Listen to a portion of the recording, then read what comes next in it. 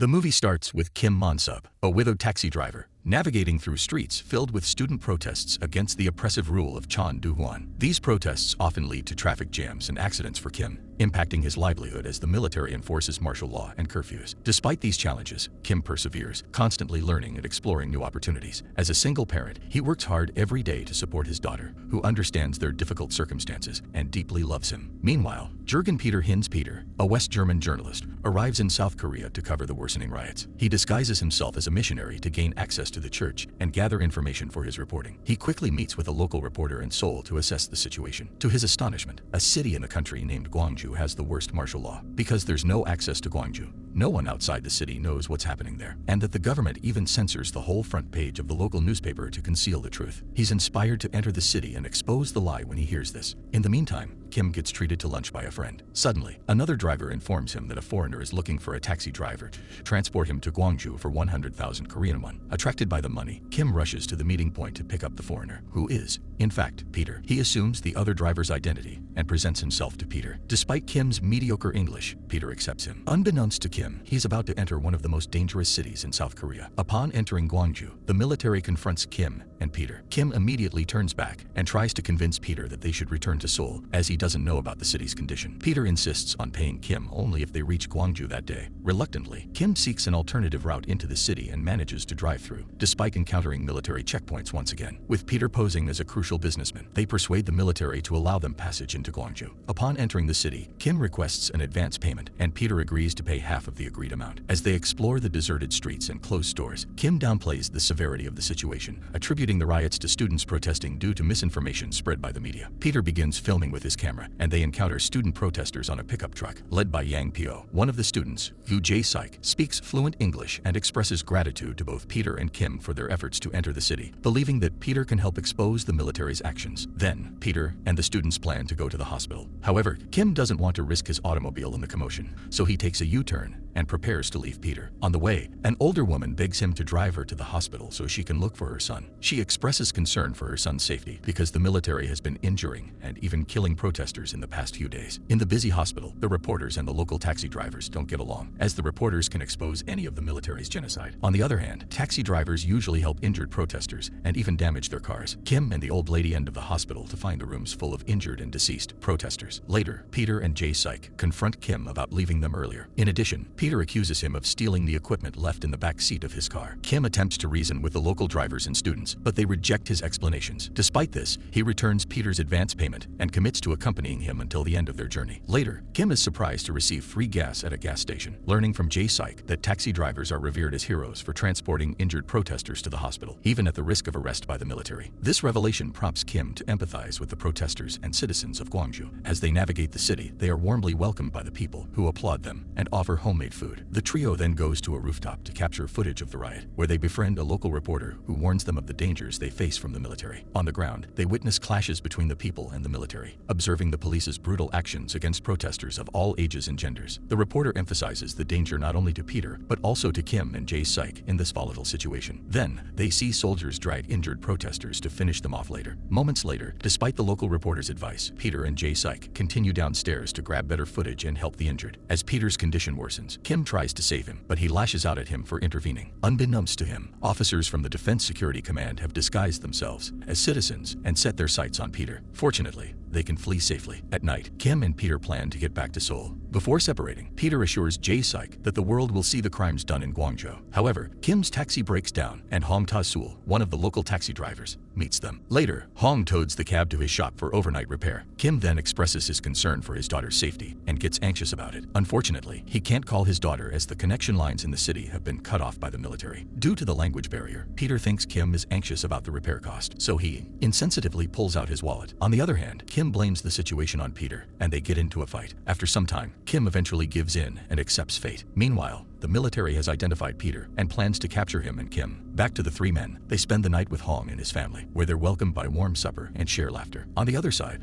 the local reporters are secretly printing exposing news to support the riot. Amidst the chaos, other workers and management intervene to prevent further damage, realizing the consequences for both the company and themselves. They disclose the military's control over not just newspapers, but also television news. During dinner, an explosion signals the havoc wrought by the false news, prompting Peter to film the scene. The military identifies him and gives chase, leading them to seek refuge in an abandoned building. Unfortunately, a film roll falls, and Jae-sik volunteers to retrieve it. However, he is captured by the waiting military downstairs. Jae-sik sacrifices himself, urging Peter to save the footage and himself, preventing the truth from being exposed to the world. So, Peter and Kim abandon Jae-sik and fled with heavy hearts. In a dark alley, Kim witnesses the soldiers torturing the injured rioters. Then, one of the pursuers corners Kim and confronts him, accusing him of being a communist. They immediately get into a fight, but Kim is defeated quickly. Fortunately, Peter comes to his aid, and they run back to Hwang's house. The next day, Kim leaves early to go back to his daughter. But to his surprise, Hwang sees him off with an open heart. He gives him a secret route and a new car plate to avoid the military, as they're now searching for a Seoul taxi. In addition, Peter has also left the entire payment for him. He apologizes for leaving the Gwangju people to their fight alone and leaves. Then he stops at the nearby town of Suncheon to repair his car and immediately calls her daughter to apologize. Fortunately, his daughter is safe with his landlord's family. Then he goes to a market to buy some souvenirs for her. Upon eating breakfast, he hears and reads false rumors regarding the Gwangju riots, just as the military wanted. In addition, he's also reminded of the Gwangju locals' kindness and can't shake off his empathy towards them. Driven by his sense of duty and compassion, Kim apologizes to his daughter once more, knowing he's putting himself at risk by returning to Gwangju. Upon reaching Hwang's home, he discovers that Hwang is hospitalized. Walking through the hospital corridor, he witnesses the severity of the situation firsthand. Tragically, Jae-sik is found dead in a rice field, a victim of military brutality. Kim then encounters Peter, who is in shock, and Hwang, who is distraught. He encourages Peter to document the atrocities they've witnessed, urging him to pick up his camera and capture the truth. Their urgency heightens when they learn that troops are attacking people celebrating a major holiday. Rushing to the scene, they find the streets barricaded by airborne brigade soldiers who are mercilessly massacring civilians. Despite some students waving a white flag in surrender, they are ruthlessly shot down, followed by further violence targeting the injured. So, Hwang, Kim, and the local taxi drivers decide to drive their taxis to save the injured. Some drivers even deliberately go toward the soldiers to hinder their sight. At the same time, others crawl to rescue the wounded while the soldiers are shooting at them. A student drives a truck to make a barricade when the military corner them. Seeing the chance, the people swarm the street to save the injured. After the attempt, they manage to save some of the injured. Still, the soldiers march through and shoot at the people, resulting in more casualties. Peter can't bear the scene but has to film it all to uncover the horror. On the other hand, Kim and the others are safe. After being reminded of their duty, Kim and Peter rush to leave the city. Once more, Kim hesitates to go to the people, but he strengthens his heart this time. Exiting the town, they notice that the military barricaded all the secret accesses. Peter then hides his camera, and they disguise themselves again. Kim states that he's taking a foreign business person away from the turmoil, but the soldier doesn't believe them. A young soldier, Sergeant First Class Park, checks his car and finds Kim's old car plate, but he stays silent and lets them pass through, as he's also conflicted by the massacre. Unfortunately, the soldiers receive orders through the radio not to allow foreigners to pass. So Kim breaks through the barricade by force, and the soldiers open fire, but Sergeant Park sits by and watches without firing. In addition, 4 cars full of personnel chase after them